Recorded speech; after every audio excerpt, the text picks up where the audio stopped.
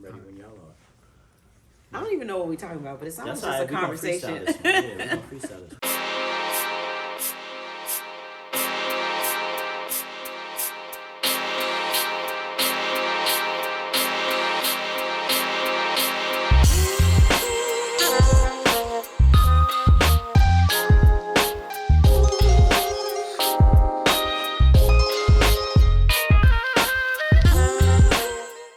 Just not the first part that we talked about. Yeah, let me be honest with you. I'll be honest with you. I don't know how to do what Kaisha just told me to do. I can't act like I don't know this woman to my left. I cannot act like I haven't interviewed this woman to my left. I can't act like we haven't had dinner and talked about life and all of our... I cannot act like that. But what I can say is the woman to my left is an award-winning everything. She's a consummate journalist. She's a consummate voiceover actress. Would you call it artist, right? Voiceover artist. But she is a culture curator in her own right. She's somebody who I often rely upon to add or accentuate to my cool, right? So this is who she is. I can remember, and I guess we could talk, this is something we spoke about before. The first time I really came to know you was years ago when you were part of that book about women in hip hop, and it was at Greenlight Bookstore. You guys were doing a book signing. Part of the book, I wrote the book. You wrote the book, right? Well, I mean, that's the part, right? But I've been a part of a few books since then. Right. That's why I was like, that's why I'm confused. And at the time, Regina was my literary agent. Right, so we're talking 16 years ago. Regina was my agent, and she was like, yo, you really need to go to this event, and you need to meet Thembisa. Yes, and I went to the event, and I met Thembisa, and I had your number in the phone forever. And that's kind of where we began, but that's not where we began, but that's where our relationship and our friendship and our love affair has began. Yes. I'm very happy to have you here again, even though Kaisha said act like it's the first time. I mean, but we can't though, because... We cannot act like it's the first time, because it's only one first time. It's really just going to be new for the folks who have, you know, since my first interview, who have come to know you guys and started supporting. So, hello and welcome. Right. So, I want to introduce to some, I want to present to others, my sister Thembisa Mshaka, otherwise known as Sister T, from the West SIDE, an official lip game or I. Yes, thank you. It's good to be seen. Thanks for having me. When I was coming here, I thought about you, and I thought about the wildfires in LA, and I thought about work. Right? How has, since you and I have sat here, it's been like 2 years. Yeah. Tell me what you've been doing. So January felt like it was 3 months long because I grew up in Altadena. Yeah. So I had family who had to evacuate and play that waiting game of, is my home still standing? Right. Fortunately, neither my uncle nor my aunt lost their homes, but it's going to be a long road back because, you know, the area that they live in it's just, remember how we were post 9/11? Like the air was toxic. Everything just felt like time was standing still. You know, that's how it is. Surreal. Yeah, absolutely. I lost the entire block that I grew up on. The home that my late parents bought together, their very first home, burned to the ground. My elementary school burned to the ground. Loma Alta, yep. My house of worship burned to the ground. The mosque we used to attend when I was younger.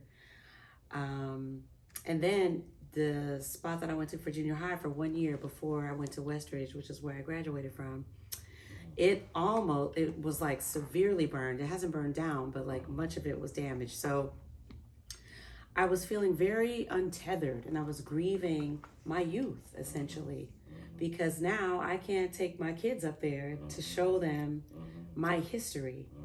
And I know so many people have lost their homes, and Altadena is a really special place because so many Black families own homes there, much higher than the national average. So when we talk about the Eaton fire, one family could have lost 3 homes. Or in the case of the family that established the masjid, they lost the mosque, they lost a real estate company, and, you know, other structures. So because everyone builds and circulates within that community. Can you give me a brief history of Altadena? Because what I heard was that Altadena was erected or constructed or designed as a result of blacks not being able to live in Pasadena? So I don't even know if it's Pasadena so much, but it's definitely a story of redlining, right?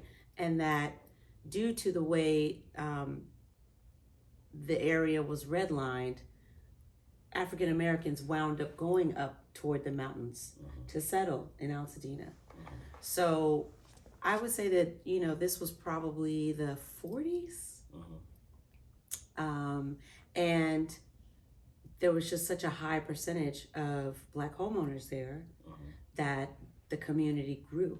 And so when we talk about historically black towns, we normally think about places that are in the South, or we think about the Midwest, right? Lincoln Heights, or, you know, some of the towns in the South. I'm trying to think of Tulsa, yes, Rosewood, sure. right? The ones from like further back, right? So that is sort of the West Coast equivalent, right? Altadena, for sure.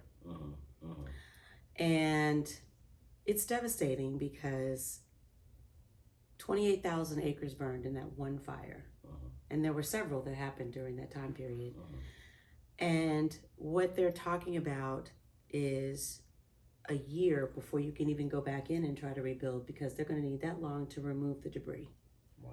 That's how massive the devastation is in terms of area, land mass. Wow.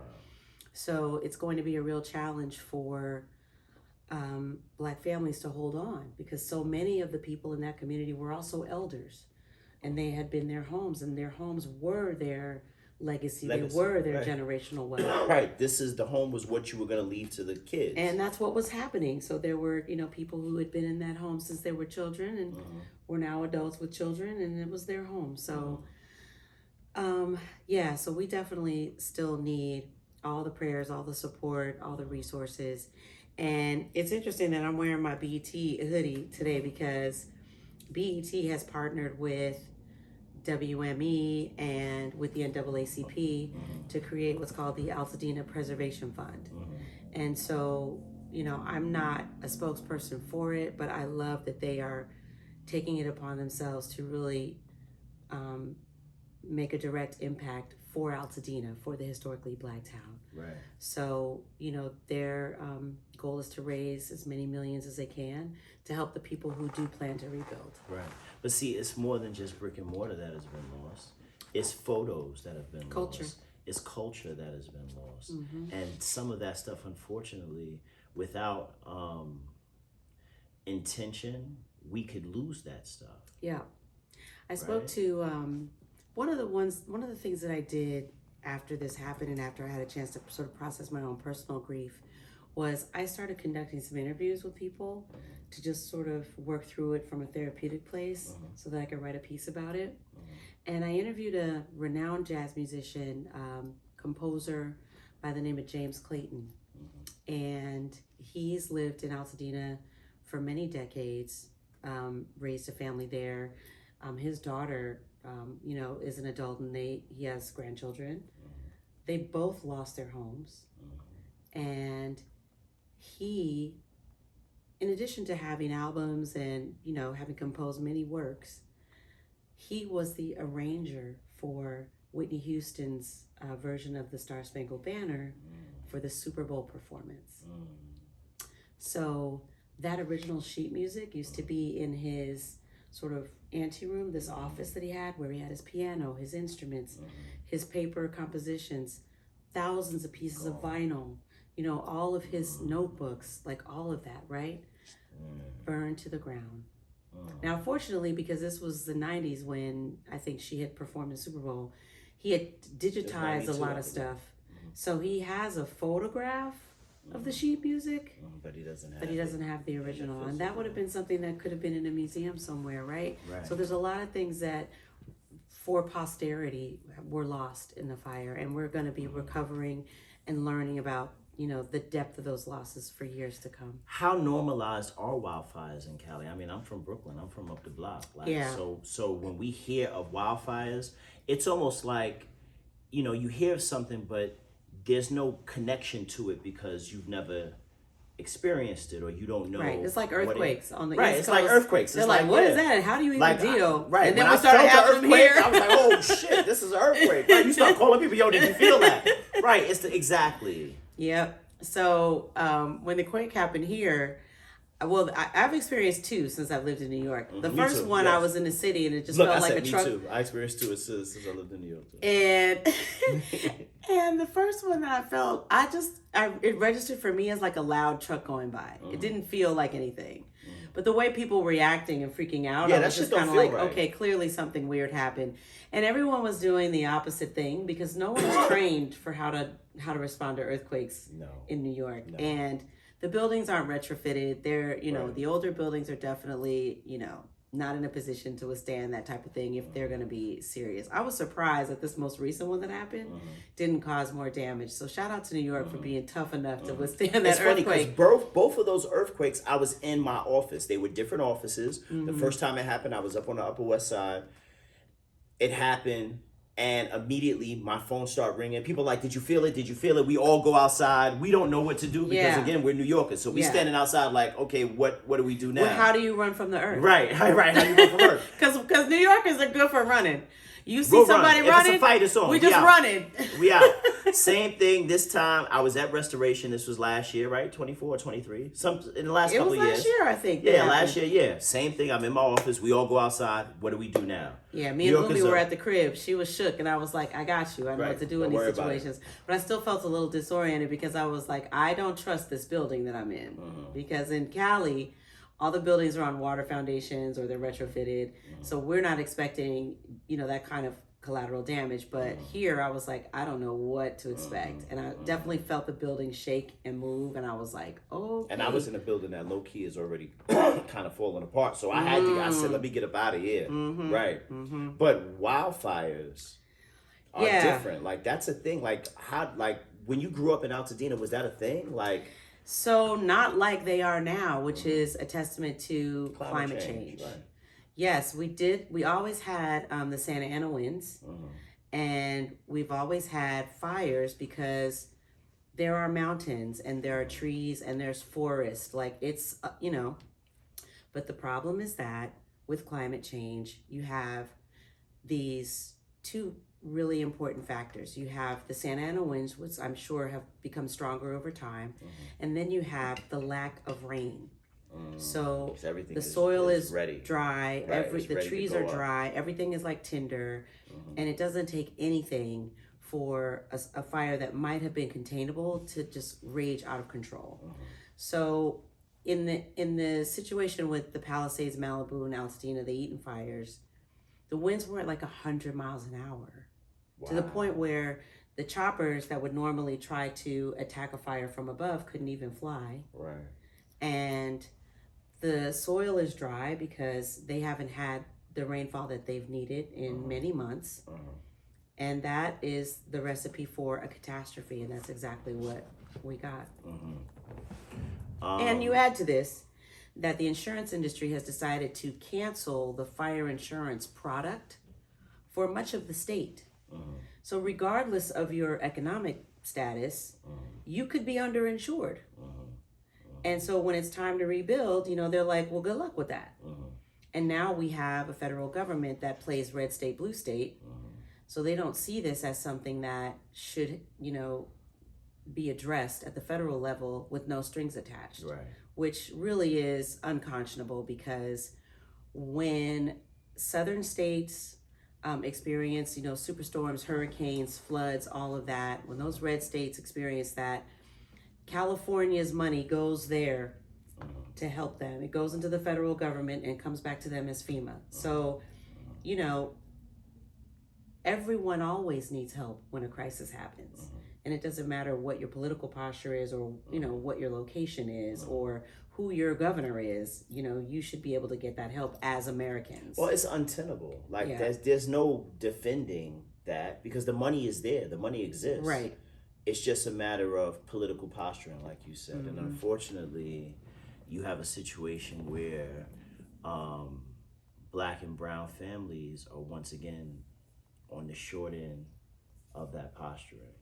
And the news cycle is such where it's like, okay, it happened, now what's next? Yeah. Right? And people have kind of forgotten. I wanted to ask you about Mek and Umi and how they kind of viewed, specifically Mek, because he's a young man now. How did he view that with regards to your legacy as his mother, right? Because like and the reason why, like if my mother, where my mother was from, even though my mother's from here, right? But if where my mother was from was compromised in such a way, you know, it would probably hit me. I mean, they understood why I was like in tears and just, you know, just really like, the word that I keep going back to is untethered. I just felt like, you know, it wasn't like it was the home that I was currently living in. Right. But it was like grieving my own personal history. Right. It's your and history. So, yeah, they were definitely empathetic toward me. And they also, because, you know, they come back to the West Coast a lot because so much of my family is still there. You know, they definitely were just feeling like, man, so we can't even go back to those places. Like, and the place that you're from will never be the same. And so, yeah, it was definitely a rough start to the year. We've dealt with a lot of loss since you and I have sat here. Ooh, man, especially within music. Oh, my goodness. Yeah, Mr. C, Fat Man School, Sophia. I mean, these are my people. Like, yeah. I mean, 2 years ago, when I was home, because I try to go home every summer, I made it a point to find Saphir and visit him. And he had been very, you know, very much like quiet and out the way because he didn't want, you know, people necessarily knowing what his condition was, or, you know, he didn't want to be seen that way and then have it, you know, mischaracterized. Like, people had already seen him in wheelchair or whatever, but he had definitely declined by the time I went to visit him. But, you know, like, he was like a brother to me. And so I just was like, whether he knows it or not, I'm making it my business to go find him. So I found, you know, the facility that he was in, sat with him, prayed with him, and we laughed and talked. And I'm just so glad that we did that because, you know, he probably, and while it was self-imposed to some degree, he probably felt really lonely. And it's just disheartening to see people our own age, you know, just from everything from cancer to, you know, diabetes, accidents, like just, it's, I mean, when you see Roberta Flack pass away or Roy Ayers pass away, it's like, okay, 70s, 80s, or Quincy Jones, you understand that. And it's tough to let them go because they're a fixture in your consciousness, but you also understand they had a good run. Like, that's you right. had a life. That's right. Right. So, you know, to see my own peers, and then Dwayne Wiggins, I mean, oh man, that that's hurt. my brother. Yeah, that hurt.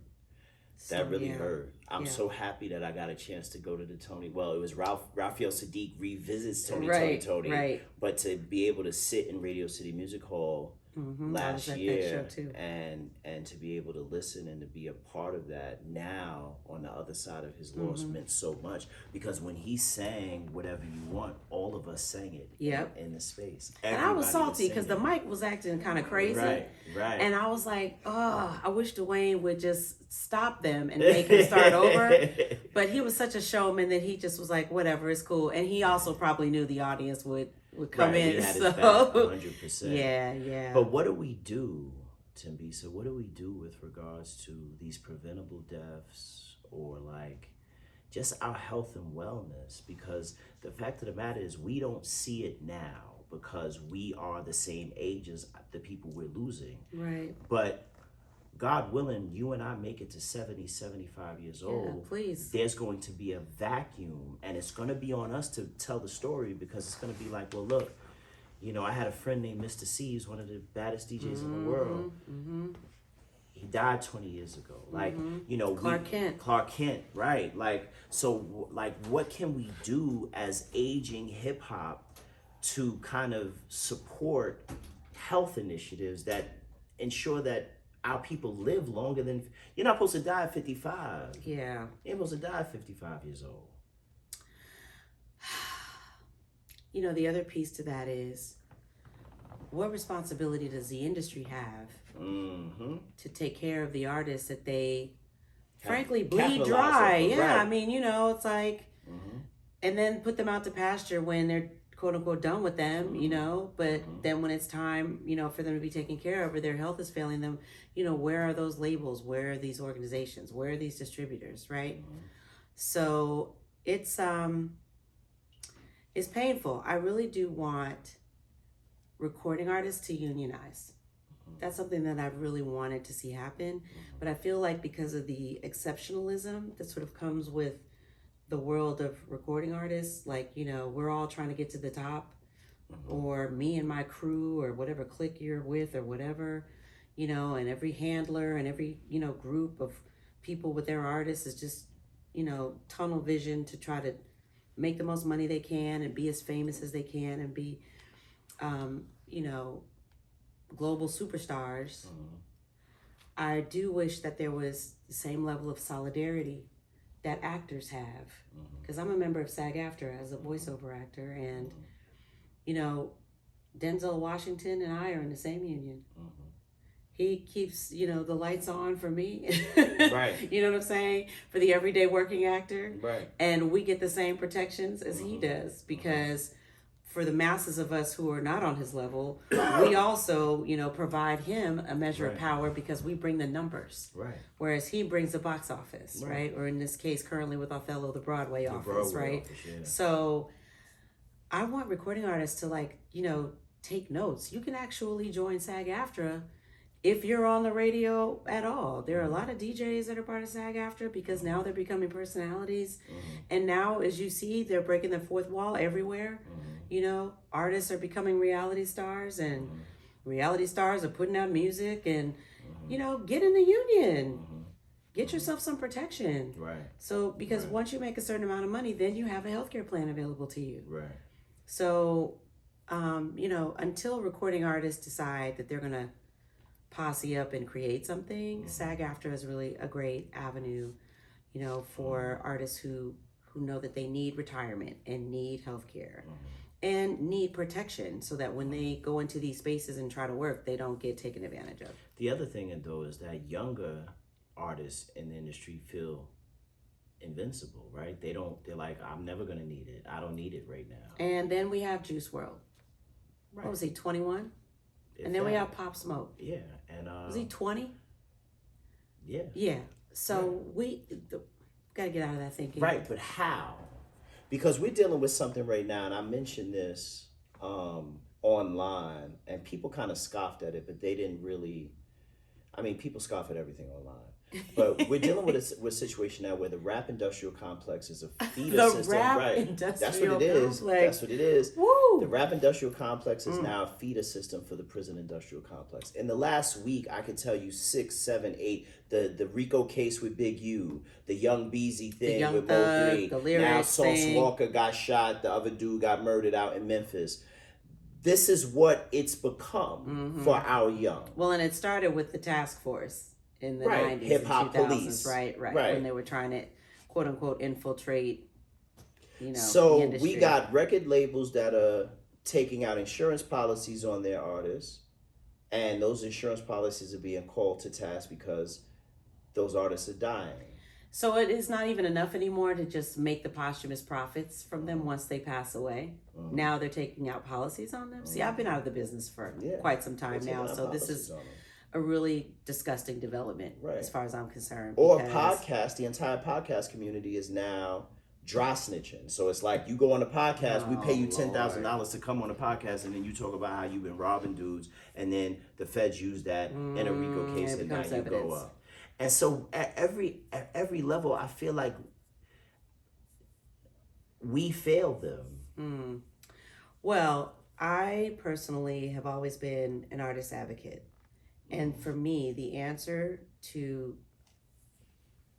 most of these questions is empowering artists with information. This is why I wrote my book, because I wanted people to understand that it's really up to them to get the information. And I didn't want to be the person, you know, who sitting in a national position and having worked with so many artists harbored that knowledge. So as long as we keep the artists uninformed, it's just like with the electorate. As long as the citizens don't understand civics, all kinds of, nefarious things can happen to them, and then they'll think that they're voting in their best interest. They're not. And then it boomerangs on them when they lose things, like their fundamental human rights. So it's the same with artists. Once they have the information and once they can move in a way that empowers them, then they're going to be able to advocate for themselves and protect themselves. And that used to be the posture in the era of independent music labels. There was a lot more, even though it was competitive, there was a lot more, conversation between owners of labels, especially independents, like, how do we make this work and how do we, sustain what we've created, right? So it's really unfortunate with the shrinking of the industry and also with what I personally feel is the sweatshop mentality around streaming and these DSPs, that now artists are literally being locked out of the information. Like, you can't even get your analytics from some of these DSPs. Right. And how do you know they're being truthful when you do get it? Right. And then when we talk about the revenue, each platform has their own metric for how they're paying people. Well, we have a national precedent with, residuals and royalties for terrestrial radio and for network television. To me, that should be the baseline for everything. It's my theory that because these companies call themselves tech companies, they're sliding through that loophole of not being media companies, even though all of them are producing content now. Absolutely. Whether it's Google or Spotify or YouTube, whomever, YouTube, right. They're all media companies, and to me they should be designated as such so that they can fall under FCC oversight. So who should advocate for that? Should it be electeds? Should it be... Yes, it's up to us, right, as constituents to, lobby our Congress people to put that legislation forth. Most of the time when the creative industry tries to advocate for itself, at the federal level within Congress, the things that we need die on the floor because they get baked in as pork or rolled into stuff, and then nobody wants to vote on it, so then it gets cut out. It just cut out, right. So, we need a more powerful lobby, number one. But I think that the root cause we don't have one is the same reason that we don't have a recording artist union. This segment of the creative community is too busy being for self when everybody else has figured it out. Right, but from also, hairdressers to lighting people to the Teamsters to food service, everybody got a union. Except recording artists. I feel like recording artists are probably one of the most easiest to exploit. That's because they are exposed. Right, but I think it's like, it's this whole thing about what it takes to be an elite recording artist. Like, you gotta be... We've seen this blueprint. We've been making records for 100 years or more. You're right. We've seen how, Stax Records ended. We've seen how, Motown gets bought, sold, and changes. We've seen all the different permutations. Joint ventures. And we've seen what happens when, industry behemoths from other categories try to become culture companies like Vivendi and Universal. Right. We've seen how that goes. So we should be learning. We really should be doing better because we know better. I love that. I didn't know we were going to have this conversation, but this is the conversation. It's what happened when you freestyle, right? In the moment. So what I wanted to ask you was, so if 50 is the mountaintop, how does it feel? Like, what does work look like? What does career look like to you from the mountaintop and then headed on to the other side? Like, meaning down the mountain? Or where are we going? I ain't saying down. Oh, what's the other side? I'm like, we ain't falling off the mountain. I'm trying to live a long time. Yeah, we're not falling My off the mountain. My youngest is a teenager. I want to see her. Yeah, no, we're not falling off the mountain. Into adulthood and do all the things. What I am saying though is from a mature standpoint, but also like we're in a very unique space. Like I'll be 50 in June, right? And it's a very unique space for me because there's maturity that exists. So there's little things that I notice about myself now that didn't exist in my 30-year-old self. But then I can still get up and run 8 miles. I can still I have vitality still and maturity, right? And so the marriage of them changes how I view my everyday life, my day-to-day life, my responsibilities with myself and with my family, but most importantly, how I make decisions from a career standpoint. And that's what I'm asking. I mean, my mantra is aging in reverse. Yeah, so that's what we're doing. All the wisdom, none of the evidence. Right, that's what we're doing. We out here. The kids growing up are really cramping our style because they telling on us, basically. Right, because they like how they doing the math. Like, how you do that? He's 25? Wait, what? So, in terms of that, for me, it's continuing. What I've accepted about myself as a creative is that I live in the future. And it's very hard for me to stay present. And so that's the practice that I have taken on, is balancing being present more, enjoying the present moment, because I'm always thinking ahead. I mean, I'm scheduled into 2027. So, and my long range goals are sort of in line with that, right? So for me, I have to remember that the body keeps score. And I have to take care of my body. I have to move my body every day. So I do Pilates. I was about to ask you to move. Yep, Pilates. I train with Brace Life. Shout out to Robert Brace and Coach Salim. Y'all are my favorites. And then I'm like the reluctant runner. I run because it's good for me, but running is not like my jam or anything. But I did finish a 5K last October. Awesome. My second one. Awesome. And I'm looking for a 10K now. Awesome. We got to get you up to half level. Half I don't know, man. We'll see.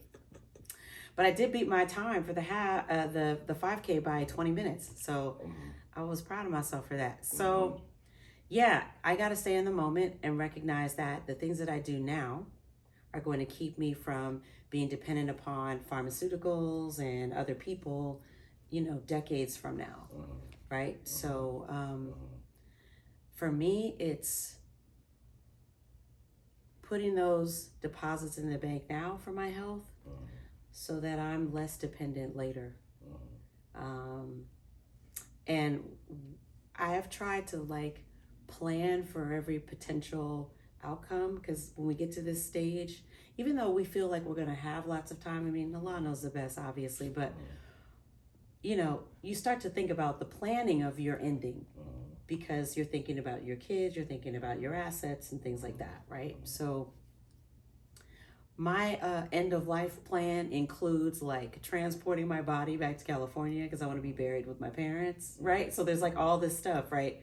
And you don't want to leave it to other people. And you see what happens when, particularly with famous people, when they don't describe how they want it to go after they pass away, then it's a free-for-all.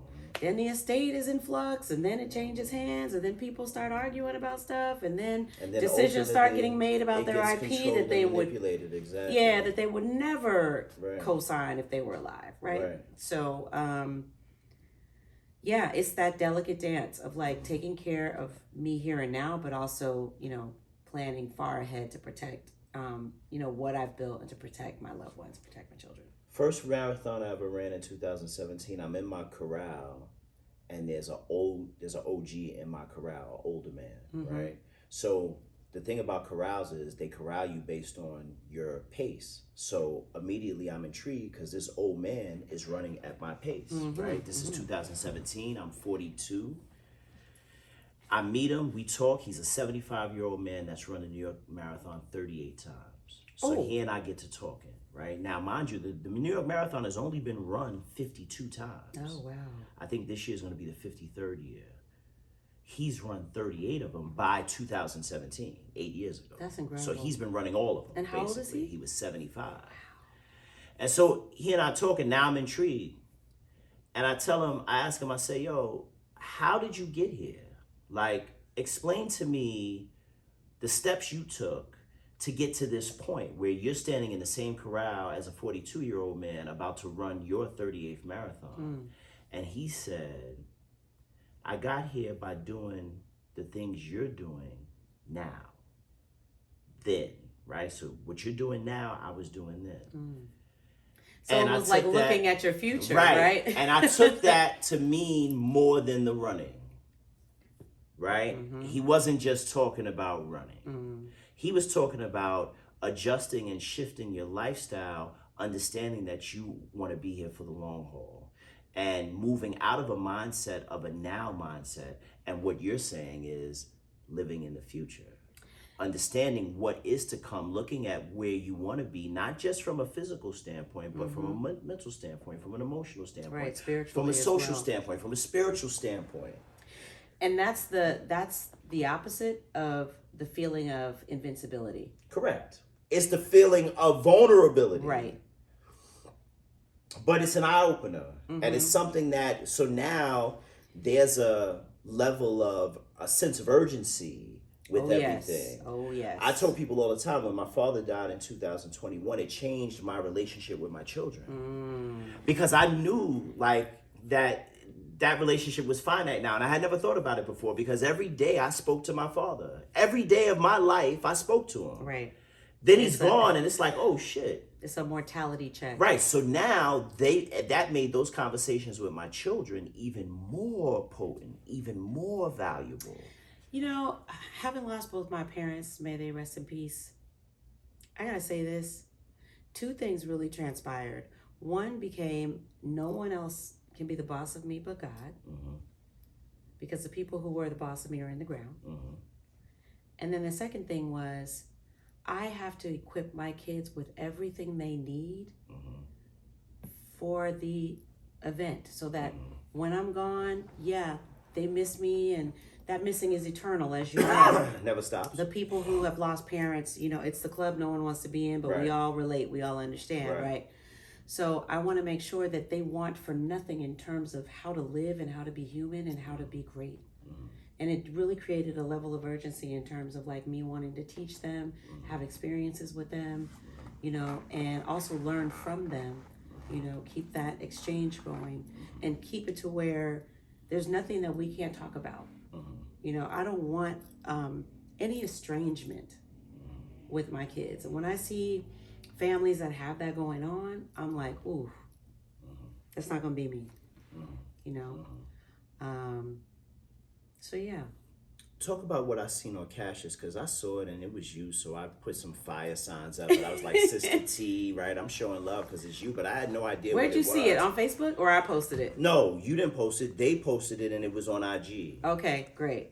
What is I need that? people to engage with it, so you know when you see it, definitely. Yeah, I engaged. I didn't even know what the fuck it was, but it was you, so I'm like, bet, right. that's no, us. I appreciate that. Right. So CassiusLife.com is where this piece is. And Cassius is one of the sites that's in the Interactive One universe. That's Kathy Hughes, right? Okay, so the VP of Digital, I'm totally getting her title wrong, but she's a boss.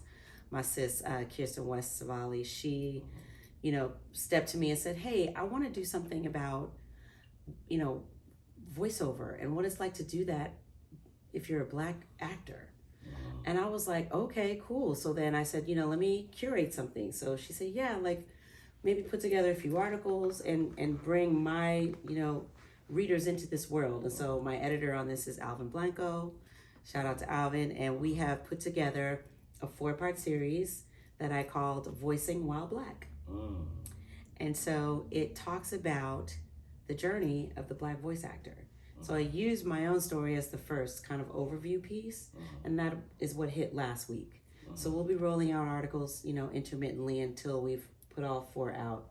I don't know what the editorial schedule is, but I spoke to some incredible actors who are sort of cut from different cloths in terms of, you know, the lanes that they occupy within voiceover to give some variety, but they're all people whose voices, you know, you've heard before. So one of them is Andia Winslow, who is an athlete turned voice actor, award-winning actor, and she does mobile and gaming and narration. She's incredible.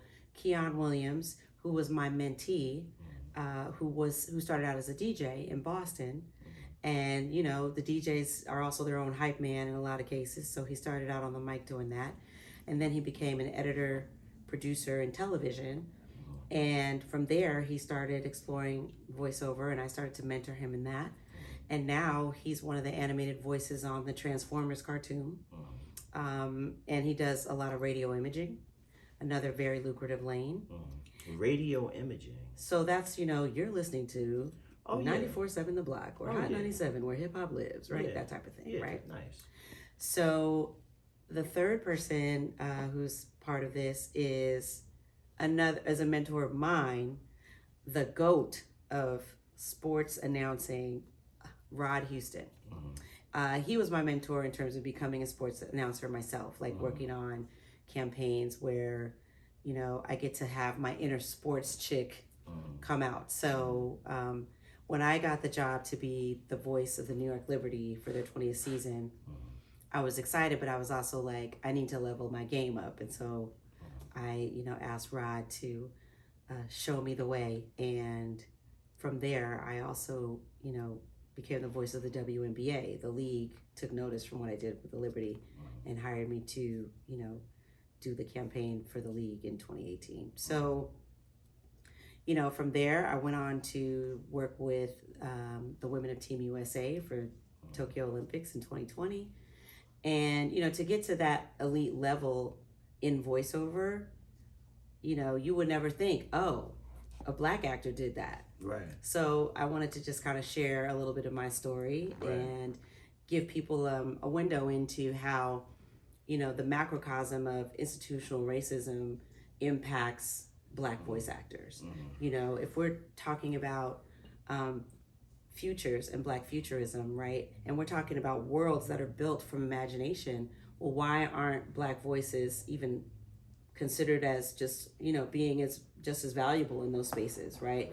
We're not only here to do, you know, video games about violence and the streets, right? We could also be aliens, be creatures, be, you know, gods and wizards and whatever, right? So, you know, we explore some of the barriers, some of the, you know, opportunities, and it's a great series. But also, in order for our next generation to be able to translate what that is into a viable career, they have to be able to ingest it by seeing elders that do it. I was at a school in East New York, and once again, we asked the kids, what do you want to be when you grow up? And they all say basketball players or rappers. Still? But you got to understand, it's the same concept. When you ask it, first off, I think it's an unfair question. When I was a kid, I never used to answer that question because I never wanted to be anything. Like, I don't want to be I'm a kid. Right, right. But so I think it's an unfair question to children, but I think they answer based on the protocols that they see they would be able to fulfill. And so they say basketball player because they like basketball. So they're like, yo, I like basketball. I could be a basketball player. But also, we also uplift certain categories of Black and brown people who are successful. This is true. This is true. People don't know about all the Black billionaires except for Oprah and LeBron, right? They don't know the ones who are business people and who aren't famous. Right. So they're only responding to what they've been programmed and what has been sort of thrown in front of them ad nauseum as the thing to aspire to. It's the easy answer. Yep, it's the low-hanging fruit. It's the low-hanging fruit. But what I'm saying is, when you feed a child greatness and how it looks in its breadth and its depth and its height, right? You give them a structure of what greatness looks like, they won't answer that question that way. And so I probably could have been a dope voiceover actor, right? I could have been amazing at it. But it wasn't revealed to me. I swear, you're the first person that I knew that I could ever talk to about that. And I'm being tongue-in-cheek about, but I'd be great at anything I put my mind to. But my point is, for many people, that article, that series that you're doing in Cassius is going to be their first foray into seeing Black people do voiceover. Right. And this is why when I was offered the opportunity to do it, I jumped at it because I think it's Marion Wright Edelman who said, you can't be what you can't see. You can't be what you can't see. And so, you know, it's important to put it out there and show models of success. I mean, Rod Houston is the voice of the Golf Channel, the NBA Finals, the NFL. I only know of this guy because you mentioned him to me years ago. He was the voice of Verizon. He took over the late, great James Earl Jones's role as the voice of CNN. So, you know, we got hitters in this industry, and I wanted to spotlight a few of them. So that's awesome. And, you know, after having voiced now for 23 years myself, and really done some incredible jobs that are coveted jobs, I'm like, listen, I don't see this as a competitive business. I'm competing with myself. I'm competing to reach my own next level, right? And I love seeing my fellow recording artists doing voiceover. Common, Latifah, Light, you know, they're in this world too, because, you know, it comes naturally if you're already a performer. Then all you have to do is sort of learn what it is to be an actor, right? But there's so many things that go into it, and it takes more than, you know, somebody coming up to you and going, oh, you got a really nice voice. You should be doing XYZ, right? You know, and I was teaching this in a 3-hour intensive that I put together for VO Atlanta this past weekend. There's so much involved. There's so much emotional intelligence that you need. There's so much training that you have to undertake that it's not for the faint of heart. Right. You know, radio personalities, they've got their routine, their regimen is very rigorous. It takes a lot of stamina to get up at 3 a.m. every day and then inspire people, even if you're not feeling like doing that, right? Same with voice actors, same with singers, right? You got to be disciplined and you have to be committed to the craft. Where you find your happiness these days? Oh man, well, it's always the kids, man. Mecca and Umi just bring me so much joy. Shout out to them. Yeah, the babies are everything. So proud of them.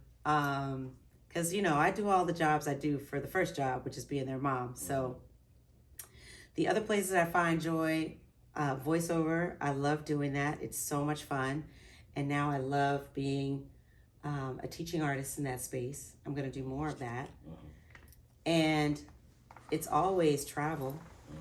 You know, as a Sagittarius, it's all about the journey for me. So looking forward to, you know, more travel in the years ahead.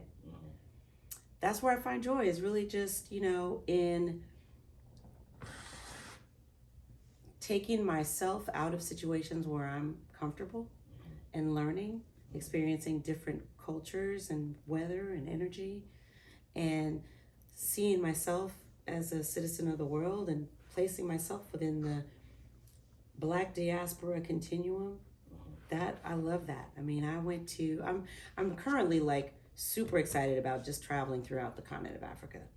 You know, Europe never really was my jam, but now I'm like going in a real way in Africa. So, you know, the trip that I took to Zanzibar was life-changing. It looked beautiful. Shout out to the Pink Girls Run the World. I went to the East Africa slave market, and that trip prepared me for what I imagined I would experience in visiting Ghana. So now I'm ready to go to Ghana and go to, you know, Elmina Castle and all of that. But to see the dungeons and see the cruelty and see the depravity, all in the name of profit, it does something to your soul. And at that point, you're like, okay, well, my ancestors did so much and gave up so much and sacrificed so much. I really can't help but do my absolute best in the freedom that I've been extended and been granted by that. My freedom is still limited because I'm a woman, you know, I'm a Muslim. I don't have, you know, the same freedoms as some Americans, right? But I have a lot more than my ancestors did. Tell me about where you see the short-term and long-term future of Black media, right? And the reason why I ask that is that we're moving into a space where we are decentralizing where we get our information from. But also, in a way, we're decentralizing, but in another way, we're coalescing, because we also agree that social media is not the right place to get it from, right? And so there are beacons of journalistic integrity still exists, but, you know, you have to kind of like travel the labyrinth to find it. Now information is, you have to literally seek it out.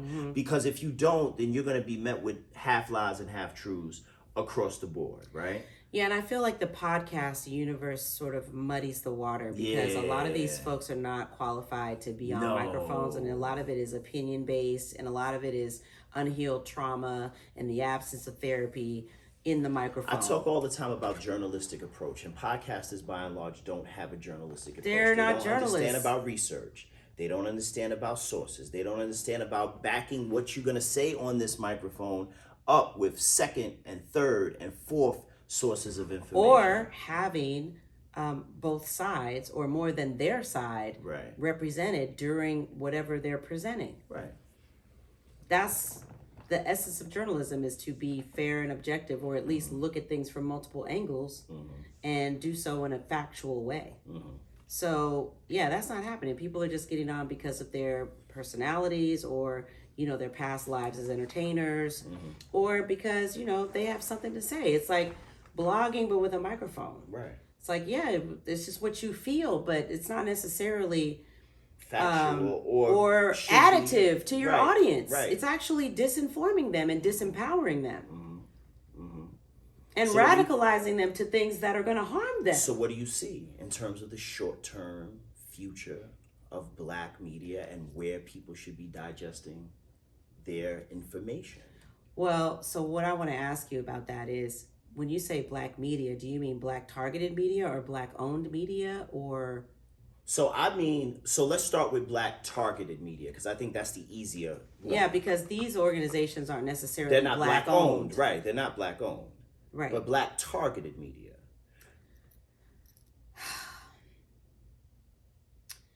Well, I really appreciate what Roland Martin is doing. I appreciate that he decided to come off of the major networks, create his own organization, and broadcast independently. And because he had so much credibility and so much name recognition, and he had the trust of the Black audience, he was able to do that successfully. And I think that we need to see more of that, and we need to see more support in terms of resources for that. I would love to see Joyanne Reed be able to do that. What Roland Martin is doing. Let me ask you something. You ever watch Academics? You know who Academics is? I don't bother with people. So, but no. It's fine, right? Because I don't really align to with... me, it's like... But hold on. I don't align with Academics, right? Like, he's a clown in that space. He's one of the toxic podcasters. But the reason why I'm bringing it up is, if you ever watch what he does for the format, for the template, what he does is he sits in front of a mic in his house, and for 3 or 4 or whatever amount of hours, it's crazy, but hear me out. It's him, the mic, and his audience, right? And he'll have 20,000 people listening to him dissect Takeoff's murder or dissect Big U's indictment, right? What I'm saying is, forget the information. Forget the man, forget the personality, forget all of that. But what I'm getting at is, we have people who are elite journalists that have the opportunity. That's what Roland Martin does. He sits in a mic and deep dives and gives you the fruit of journalistic integrity targeted to Black people. And what I'm saying is, if a Joy Reid, whenever she decides to do that, she could sit in front of her mic for 3 hours like Academics do, and I will watch her. Because I know that she's going to give me, she's going to do the work to give you the information in a way that you not only need it, but deserve it. That really doesn't insult your intelligence, but also brings to light information that you don't even know how to cull because you're not a journalist. But they would also have the freedom to really deep dive and to really say, okay, well, listen, we're going to spend today on this. Right. And we're going to spend the next 2.5 hours dissecting this one idea, so that when you leave my website or YouTube, wherever you find me, you leave with not just, because the thing about news is it's fleeting. So even if you're on CNN or if you're on MSNBC, you got 3 minutes, 5 minutes, 10 minutes, you're telling me this and then you're gone. But I'm saying that we have the opportunity. The fact that Joy lost her job is probably the best thing that could happen to Black target media as soon as she gets her footing and decides where she's going to go. Because you have the opportunity to really inform and without walls. Right. Because at the end of the day, if you got, just like we doing just now, that's an iPhone, right? Like this is not high level tech. But everybody doesn't have the same level of commitment to excellence, integrity, and facts, or, truthful conversation or qualified guests that, you or Roland or Joy-Ann Reed has. Facts. But and what this I'm is how saying we wound up in the toxic cesspool that is the podcast universe. Right, but they won't be a part of the algorithm for people like you and I. Last words before we go, because this was amazing. This was probably the most intellectual conversation we've had at Hip Hop Closet. I'm going to be playing this episode back. But I love you and I always have good conversations. I love our candor. I love the way in which you eloquently explain your perspective. Right, well, thank you. It's well appreciated. So I'm looking forward to coming back so that I can talk about the second edition of the book. Put Your Dreams First is coming back. When is it dropping?